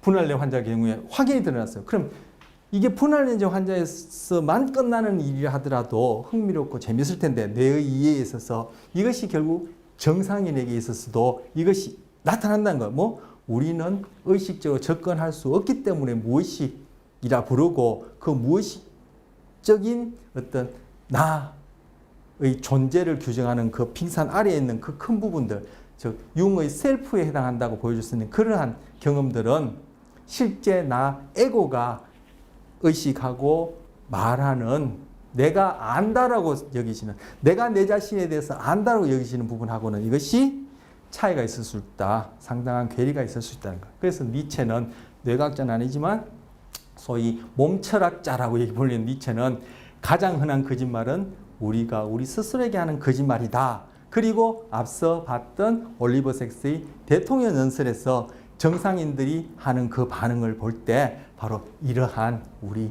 스스로 우리 속이는 이러한 특성을 분할내 환자의 경우에서도 그렇고 대통령 연설 경우를 통해서도 그렇고 알 수 있다. 바로 이러한 병리적인 경우를 통해서 정상적이라 얘기하시는 인간에 대한 이해를 우리가 알 수 있기 때문에 이것이 중요하게 여기시는 거예요. 자, 그런데 금방 말씀드린 이러한 분할내 환자의 경우에 역사적으로 이러한 사례 중에 유일하게도 딱 한 사람, 그 사람이 10대 소년이었는데 이 사람은 어떻게 언어 기능이 편제화되어 있지 않고 양쪽에 다 브로카 베르니케 영역이 있는 거예요. 즉 뭐냐? 이 사람은 오른쪽 뇌가 경험하는 것도 의식화해서 언어적으로 얘기할 수 있는 거예요. 왼쪽 뇌는 말할 필요도 없고. 자, 이 사람이 공교롭게도 또 간질이었어요.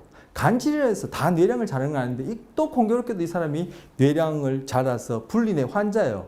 그런데 16살인가 소년이었어요. 그 당시에. 근데 공교롭게도 오른쪽 왼쪽에 다 의식적인 경험을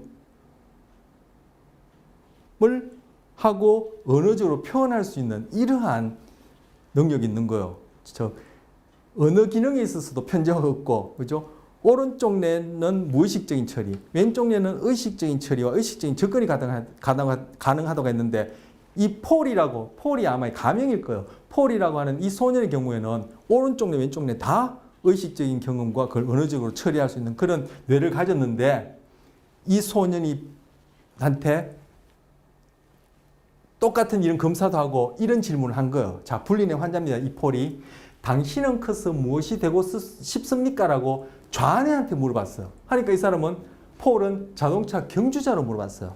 그런데 이 사람한테 우뇌한테 똑같이 물어봤어요. 그럼 우뇌한테 당신은 무엇이 되고 싶습니까? 그러니까 디자인이라고 얘기해요.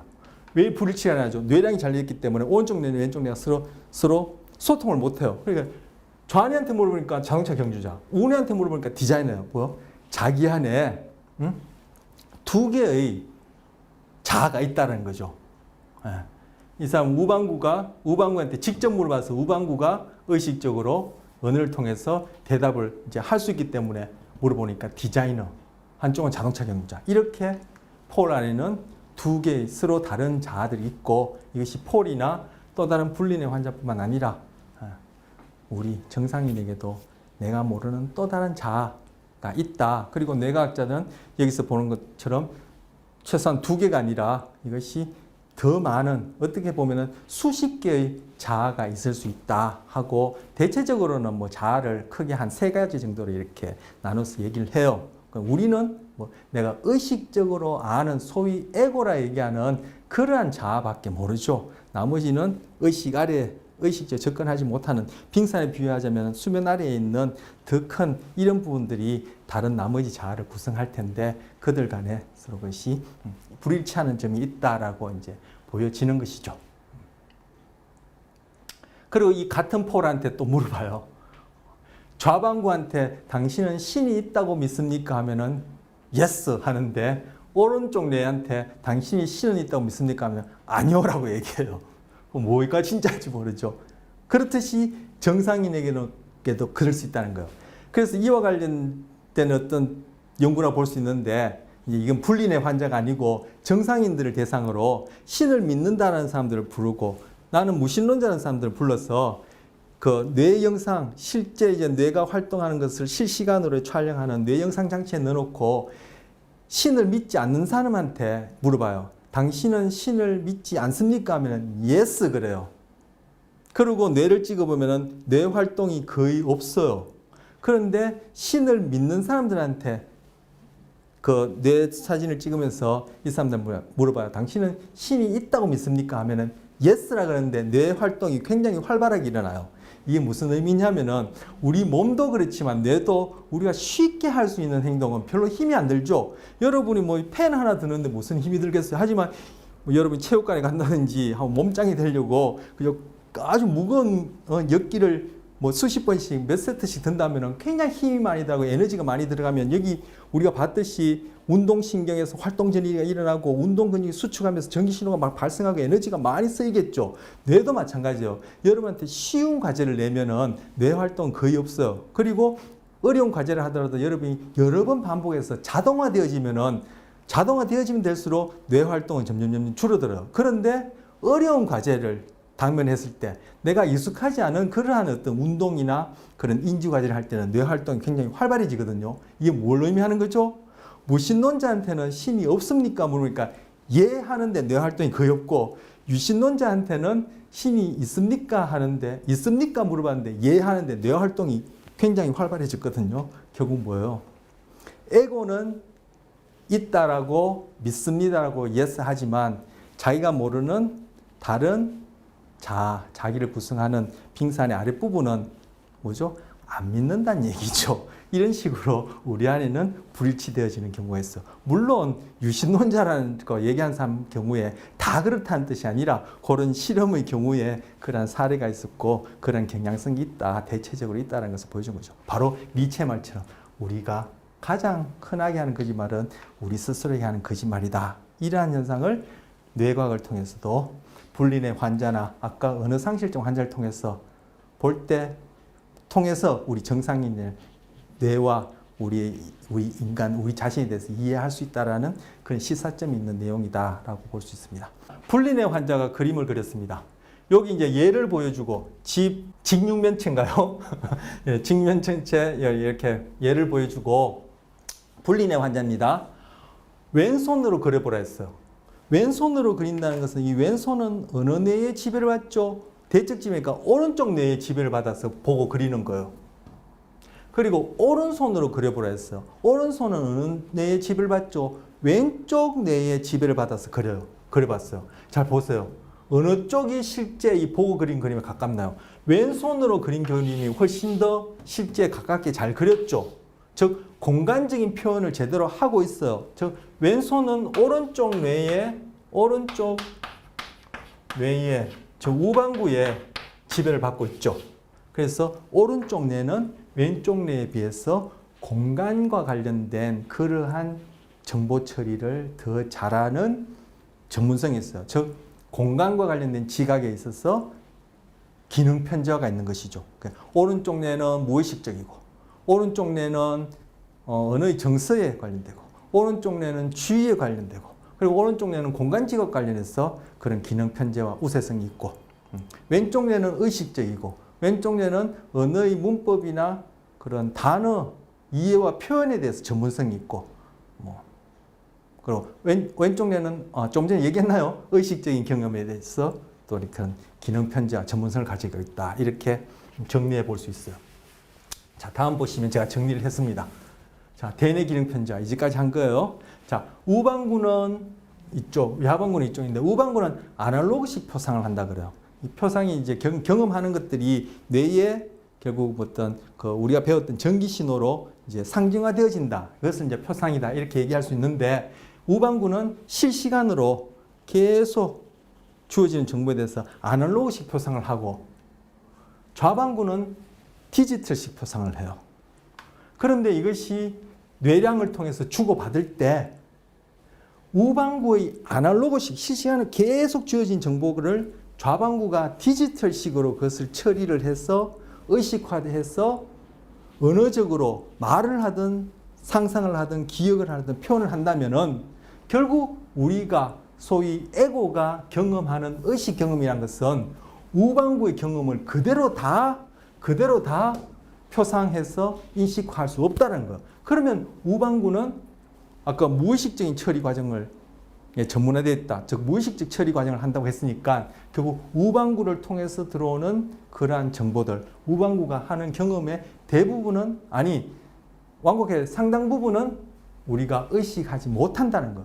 그런데 그것이 우리의 행동과 생각에 보이지 않게 계속 영향을 주기 때문에 아까 분할뇌 환자나 언어실현증 같은 경우에 그러한 현상이 나타나고 니체가 그런 말을 하는 거예요.